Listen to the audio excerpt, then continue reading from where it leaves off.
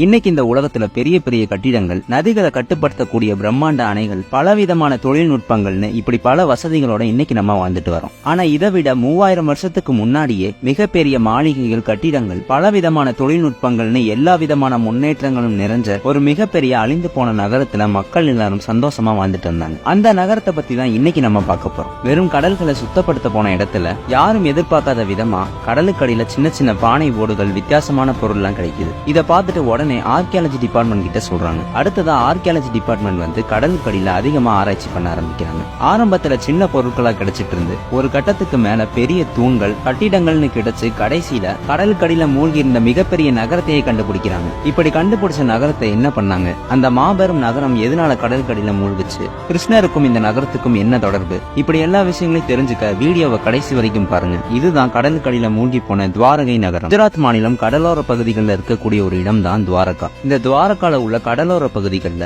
கடலை சுத்தி குப்பைகளும் அழுக்குகளும் அதிகமா சேர்ந்துகிட்டே இருக்குன்னு, இந்த கடலை எப்படியாவது தூய்மைப்படுத்தணும்னு இந்திய அரசாங்கம் எந்த அளவுக்கு குப்பைகளும் அழுக்குகளும் கடலை சுத்தி இருக்குன்னு கண்டுபிடிக்கிறதுக்காக ஒரு ரிசர்ச் டீம் 1983 துவாரகாக்கு அனுப்பி வைக்கிறாங்க. கடலுக்குள்ள அழுக்குகள் எவ்வளவு சேர்ந்திருக்குன்னு பார்க்க போன ரிசர்ச் டீம் அங்கதான் வித்தியாசமான பொருட்கள், பானை ஓடுகள்னு நிறைய விஷயங்களை பாக்குறாங்க. இதெல்லாம் பார்த்துட்டு இன்னும் கொஞ்சம் ஆழமா போறாங்க. அதாவது கடலோட தரைமட்டத்தில இருந்து 10 கிலோமீட்டர் ஆழமா போய் பார்க்கும் போதுதான் தெரிய வருது, கடலோட அடிப்பகுதியில இடிஞ்சு போன நிறைய கட்டிடங்கள், பலவிதமான கற்கள்னு மிகப்பெரிய நகரமே இருந்த மாதிரி தெரிஞ்சிருக்கு. இத பார்த்து ஆச்சரியப்பட்டு உடனே இந்த விஷயத்த இந்தியன் ஆர்கியாலஜி டிபார்ட்மெண்டோடைய மிக சிறந்த ஆராய்ச்சியாளரான SR ராவ் கிட்ட, இந்த மாதிரி நாங்க கடல்ல உள்ள அழுக்கெல்லாம் ரிசர்ச் பண்ணும்போது கடல் மட்டத்துல இருந்து ஒரு 10 கிலோமீட்டர் கடல் ஆழத்துல மிகப்பெரிய அழிஞ்சு போன ஒரு நகரமே இருக்கத பார்த்தோம். அது மட்டும் இல்லாம சின்ன சின்ன பானை ஓடுகள், நிறைய பொருட்கள்னு கடல் கடியில புதஞ்சு இருக்கத பார்த்தோம். அதனால இந்த இடத்தை ஆய்வு பண்ணி பாருங்கன்னு சொல்றாங்க. இதெல்லாம் கேட்டுட்டு SR ராவும் கடலுக்கடியில ஆராய்ச்சி பண்ணலாம்னு முடிவெடுக்கிறார். ஹரப்பன் மொஹஞ்சதாரோல ஆரம்பிச்சு இந்தியாவுடைய 3000 வருடங்கள் பழமையான வரலாறுகள் எல்லாத்தையும் கண்டுபிடிக்கிறதுக்கு முக்கியமான ஒரு பங்கா இருந்தவர் தான் இந்த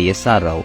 இந்த முறையும் இந்தியாவுடைய பழமையான நகரத்தை கண்டுபிடிச்சிடலாம்னு இவரை தன்னோட டீம்மேட்ஸை மட்டும் வச்சுக்கிட்டு 1983 இருந்து 90கள் வரைக்கும் கிட்டத்தட்ட 7 வருஷமா ஆர்கியாலஜி டிபார்ட்மெண்ட்டுக்கு கிடைச்ச கொஞ்சம் பணத்தை மட்டும் வச்சு துவாரகா கடலுக்கு அடியில இந்த ஆய்வுகள் நடத்துறாங்க. முதற்கட்டமா சின்ன சின்ன பொருட்களா கிடைக்குது. அதுக்கப்புறம் கொஞ்சம் ஆழமா போகும்போது தான் பெரிய பெரிய கட்டிடங்கள் இருக்க மாதிரி தெரியுது. இதனால இந்த இடங்களை மட்டும் மேப் பண்ணி அதுக்கப்புறம் அதை தெளிவுபடுத்தி பார்க்கும்போது தான் கடலுக்கு அடியில அழிஞ்சு போன ஒரு நகரம் இருக்குது ஆதாரப்பூர்வமா தெரிய வருது. முக்கியமா அந்த இடத்துல அதிகமா நங்கூரங்கள்னு சொல்லக்கூடிய ஆங்கர்ஸ் தான் இருந்திருக்கு. இதை வச்ச ஆராய்ச்சியாளர்கள் ஒருவேளை இந்த இடம் அந்த காலத்துல துறைமுகமா இருந்திருக்கும்னு சொல்றாங்க. அடுத்து நிறைய வெள்ளி நாணயங்கள், தங்க நாணயங்கள் கடலுக்கடியில இருக்கிறத பார்த்திருக்காங்க. இதெல்லாம் வச்சு பார்க்கும்போது பலாயிரம் வருஷத்துக்கு முன்னாடியே அதிக முன்னேற்றம் அடைஞ்ச ஒரு நகரமா தான் அந்த நகரம் இருந்திருக்கும்னு தெரிய வருது. இந்த ஆதாரங்கள் எல்லாத்தையும் போட்டோஸாவும் எடுத்துட்டு SR ராவுடைய டீம் இந்திய அரசாங்கத்துக்கிட்ட கொண்டு போறாங்க. எல்லா விஷயத்தையும் இந்திய அரசாங்கத்துக்கிட்ட காட்டிட்டு மேற்கொண்டு இந்த கடலுக்கடியில ஆய்வு பண்றதுக்கு 14 கோடிகள் தேவைப்படும்னு கேக்குறாங்க. அந்த கடலுக்கடியில மூழ்கி இருக்க நகரம் இந்திய வரலாற்றை மாற்றக்கூடிய ஒன்னா இருக்கும். அதனால இதுக்கு உதவித்தொகை கொடுங்கன்னு கேக்குறாங்க.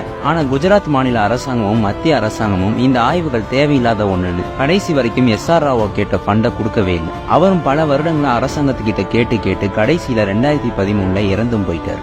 எதனால இந்திய அரசாங்கம் இந்த ஆய்வுகளை பாதியில நிறுத்திட்டாங்கன்னு இன்ன வரைக்கும் தெரியல. ஆனா இப்பவும் துவாரகா பகுதியில சின்ன சின்ன ஆய்வுகள் தான் பண்றாங்களே தவிர்த்து கடலுக்கு அடியில ஆய்வுகள் பண்றதை நிப்பாட்டிட்டாங்க. இதெல்லாம் சரி, இப்ப இந்த நகரம் இருந்தது உண்மைதாங்கிறதுக்கு ஆதாரமா நிறைய விஷயங்களை SR ராவோடைய டீமே நமக்கு கொடுத்துட்டாங்க. ஆனா இவ்வளவு பிரம்மாண்டமான பெரிய நகரம் கடலுக்குள்ள மூழ்கி போறதுக்கு காரணம் என்ன? இதை தெரிஞ்சுக்க நம்ம பலாயிரம் வருடங்களுக்கு முன்னாடி நடந்த விஷயங்களை பார்ப்போம். இந்தியாவுடைய வரலாறுகள் இல்ல இதிகாசங்கள்னு சொல்லக்கூடிய மகாபாரதத்துல முக்கியமான ஒரு நபரா இருக்கக்கூடியவர் தான் கிருஷ்ணர். இந்த கிருஷ்ணர் பிறந்து கொஞ்ச நாட்கள்லயே கம்சனுங்கிற ஒருத்தரை கொல்றாரு. இந்த கம்சன் தான் மதுராங்கிற ஒரு நாட்டுக்கு மன்னர். கிருஷ்ணர் அந்த நாட்டுடைய மன்னனையை கொன்னனால அந்த இடத்துக்கு இவரை மன்னரா மாறுறாரு. இந்த மதுராங்கிற நாடு தான் இன்னைக்கு இருக்கக்கூடிய உத்தரப்பிரதேஷ். இந்த மதுரா பக்கத்திலேயே மகதான இன்னொரு நாடும் இருக்கு. இந்த மகதா தான் இன்னைக்கு இருக்கக்கூடிய பீகார் மாநிலம். இந்த மகதா நாட்டுடைய மன்னர் தான் ஜனாசந்தன். இந்த ஜனாசந்தனும் கிருஷ்ணர் கொன்ற கம்சனும் நெருங்கிய சொந்தம். இதனால கிருஷ்ணர் ஆட்சி பண்ண மதுராவை ஜனாசந்தனுடைய படைகள் தொடர்ந்து தாக்கிட்டே இருந்தாங்க. கிருஷ்ணரும் மதுரா நாட்டை எந்த அளவுக்கு பாதுகாப்பா கட்டமைச்சாலும் ஜனாசந்தனுடைய படைகள்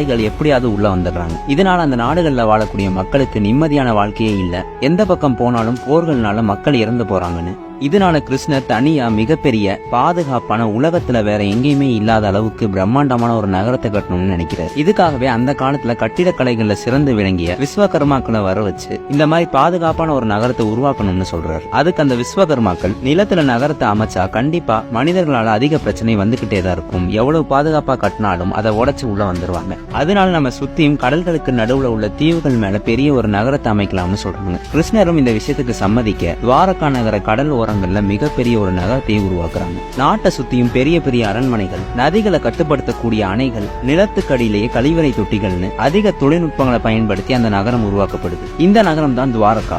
இந்த துவாரகால வாழக்கூடிய மக்கள் எல்லா விதமான சந்தோஷங்களோடும் வசதியா வாழ்றாங்க. உலகத்துல இருக்க மற்ற இடங்கள் எல்லாம் அழிஞ்சு போனாலும் இந்த துவாரகை நகரத்துல உள்ள மக்கள் மட்டும் தனியா வாழக்கூடிய அளவுக்கு எல்லா விதமான வசதிகளும் அந்த நகரத்துக்குள்ளே இருந்தது. இப்படி புகழ்பெற்ற துவாரகை நகரம் எப்படி கடற்கடியில மூழ்கி போச்சுன்னா, ஒரு பெண்ணுடைய சாபத்தால தான் இந்த முழு நகரமும் கடற்கடியில மூழ்கி போச்சு. கௌரவர்களுக்கு எதிராக கிருஷ்ணருடைய பாண்டவ படை வெற்றி பெற்றுச்சு. இதனால கௌரவர்கள் 100 பேரும் போர்க்களத்திலே கொல்லப்படுறாங்க. தன்னோட 100 மகன்களும் போர்க்களத்துல இறந்து போனதை தாங்கிக் கொள்ள முடியாத காந்தாரிங்கிற ஒரு பெண் மன கஷ்டத்துல உட்கார்ந்திருந்தாங்க. அந்த நேரத்துல கிருஷ்ணர் அவங்க கிட்ட பேச போனப்பதான் காந்தாரி கிருஷ்ணர் கிட்ட எல்லாமே உன்னாலதான், இந்த போர் ஆரம்பிச்சதும் உன்னாலதான், என்னுடைய 100 மகன்களும் இறந்து போனதும் உன்னாலதான், இப்படி நடந்த எல்லா விஷயங்களுக்கும் நீ மட்டும்தான் காரணம்னு கோவப்படுறாங்க. அப்பதான் கிருஷ்ணர் சொல்றாரு, இதெல்லாம் உங்களுடைய கணவர் திருதராஷ்டிரன் முந்தைய ஜென்மத்துல 100 பறவைங்களை கொண்டிருப்பாரு, அதனாலதான் இப்ப அந்த கஷ்டம் அவருக்கு வந்துருச்சுன்னு சொன்னாங்க. உடனே காந்தாரி, அவர் செஞ்ச பாவத்துக்கான பலன் கிடைச்சிருச்சு, ஆனா நான் முந்தைய ஜென்மத்துல எந்த ஒரு பாவமும் பண்ணல, இப்பவும் எந்த பாவமும் பண்ணல, அப்புறம் எனக்கு ஏன் தண்டனைன்னு கேட்டாங்க. இறந்து போன 100 பேரும் எனக்கும் பசங்க தான், அதனால இந்த பாவம் எல்லாத்துக்கும் நீ மட்டும் தான் காரணம். உன்னுடைய கண்ணுக்கு முன்னாடியே நீ ஆசாசியா கட்டின துவாரகை நகரம் கடலுக்கு அடியில மூழ்கி போகும்.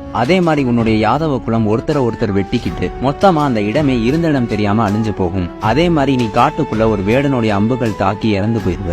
இப்படி உன் கண்ணு முன்னாடியே எல்லா அழிவுகளும் நடக்கும்னு மிகப்பெரிய ஒரு சாபத்தை கொடுக்கறாங்க. யாதவர்களுக்கும் பெருமையும் ஆணவமும் அதிகமாயிட்டே வருது. அதுக்கப்புறம் பல வருடங்கள் கழிச்சு கொஞ்சம் கொஞ்சமா யாதவர்களுக்குள்ளேயே மாத்தி சண்டை போட்டுக்க ஆரம்பிக்கிறாங்க. கண்ணு முன்னாடியே தன்னுடைய மக்கள் சண்டை போடுறத பார்த்தும் எதுவுமே பண்ண முடியாத கிருஷ்ணர் காடுகளுக்குள்ள போய் தங்க ஆரம்பிக்கிறார். துவாரகால வாழ்ந்த மக்களும் ஒருத்தர் மாத்தி வெட்டிக்கிட்டு கடைசியில் அந்த ஊர்ல வாழ்ந்த எல்லா மக்களும் இறந்து போறாங்க. இதெல்லாம் கேள்விப்பட்டு பாண்டவர்கள் துவாரகாக்கு வந்து பார்க்கும்போது அந்த ஊர்ல வாழ்ந்த மக்கள் எல்லாரும் இறந்து கிடக்குறாங்க. அதே மாதிரி காட்டுக்குள்ள போன கிருஷ்ணரும் தியானம் பண்ணிட்டு இருக்கும் போது ஒரு வேடனுடைய அம்பு தெரியாம கிருஷ்ணனுடைய கால்கள்ல குத்திடுது.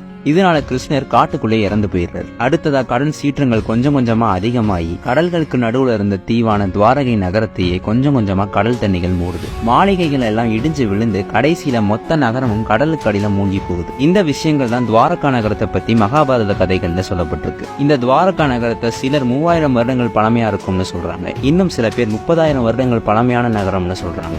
இவ்வளவு பழமையான கடலுக்கு அடியில மூழ்கி போன புராண கதைன்னு நம்பப்பட்ட ஒரு நகரத்தை எஸ்.ஆர். ராவும் அவருடைய டீமும் கண்டுபிடிச்சிட்டாங்க. இதெல்லாம் சரி, இப்ப அந்த நகரத்துல கிருஷ்ணர் வாழ்ந்தாரா இல்லையாங்கிறதெல்லாம் ஒரு பக்கம் இருக்கட்டும். இது துவாரகாவா இல்லையான்னு தெரியாட்டி கூட ஏதோ ஒரு நகரம் கடலுக்கடியில இருக்குங்கிற விஷயம் நமக்கு தெரிஞ்சிருச்சு. அதனால இந்த விஷயத்த கடலுக்கடியில ஆய்வு பண்ணி பார்த்தாதான் இதை பத்தின எல்லா வரலாறுகளும் நமக்கு தெரிய வரும். பொதுவா வரலாற்றுல மிகப்பெரிய ராஜ்யங்களா இருந்த பல இடங்கள் இன்னைக்கு உலக வரைபடத்துல கூட இல்லாத அளவுக்கு காணாம போயிருக்கு. அந்த மாதிரி ஒரு காலத்துல இந்த இடமும் மிகப்பெரிய ராஜ்யமா இருந்திருக்க வாய்ப்பு இருக்குன்னு ஆராய்ச்சியாளர்களால சொல்லப்படுது. இதுதான் கடலுக்கடியில மூழ்கின துவாரகாவை பத்தின விஷயங்கள். நீங்க இந்த துவாரகா நாட்டுல இருந்தா என்ன பண்ணிருப்பீங்கன்னு மறக்காம கமெண்ட்ல சொல்லிருங்க.